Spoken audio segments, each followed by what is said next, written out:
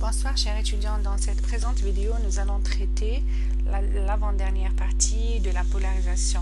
Avant d'introduire les différents circuits de base de polarisation, il est judicieux d'expliquer l'effet de la température sur le fonctionnement du transistor bipolaire parce que c'est ça la clé du choix du bon circuit de polarisation.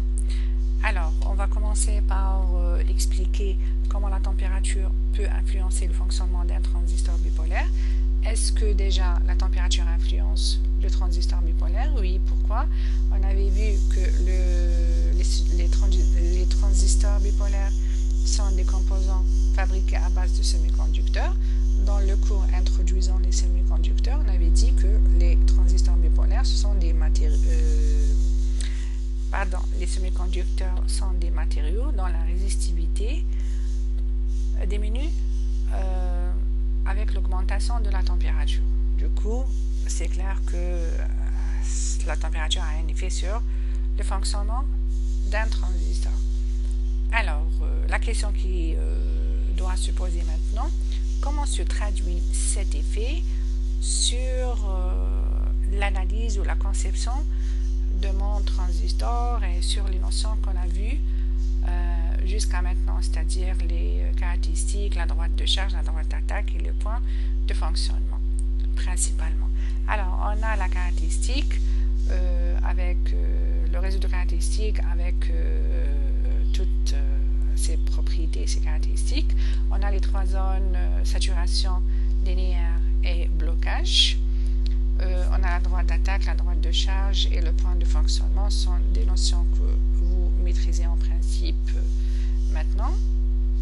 Je rappelle le fait que la caractéristique de transfert ne passe pas par l'origine parce que l'équation qu'on utilise généralement et qui est IC égale bêta IB n'est qu'une approximation pour faciliter le calcul. En réalité, on a IC égale bêta IB plus IC0 avec IC0, c'est un petit courant de fuite qui existe malgré que IB soit nul.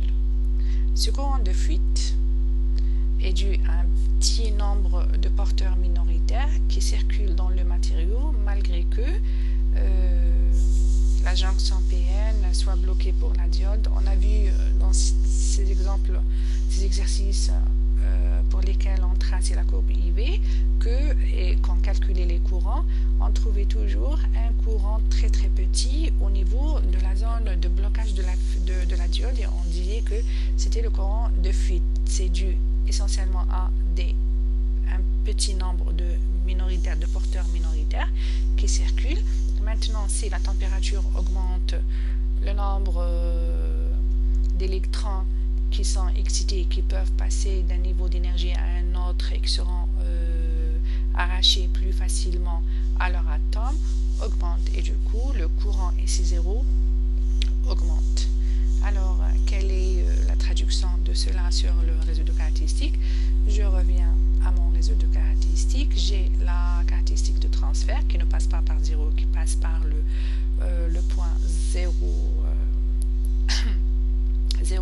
IB0, IC0, IC égale à IC0. Maintenant, c'est IC augmente jusque-là. Alors, la caractéristique de transfert va se déplacer vers le haut et tout le réseau avec. Maintenant, est-ce que c'est grave, c'est pas grave, à quel point? Alors, imaginons que je polarise un circuit je polarise un transistor bipolaire dans un circuit. Je choisis les valeurs des différentes résistances pour que mon transistor travaille dans ce point de fonctionnement. Maintenant, si la température augmente et que ma caractéristique va se décaler, le point de fonctionnement de mon transistor va se décaler. Est-ce que c'est grave? Ça peut l'être. Je prends cet exemple si mon point de fonctionnement est là.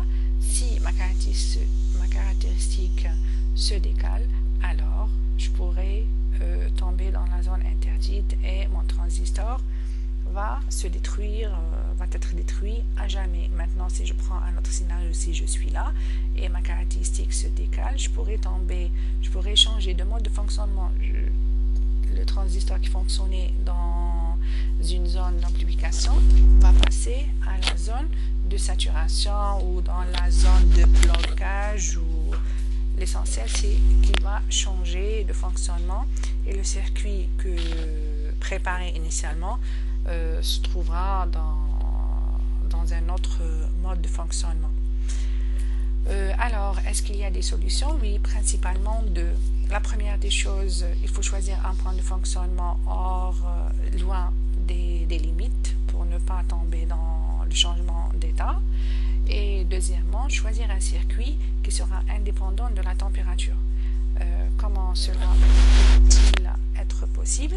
Il faut retenir que la température se traduit dans les coefficients bêta et alpha. Si je choisis un circuit dont les équations de charge et d'attaque ne contiennent pas bêta, alors mon transistor est sauvé.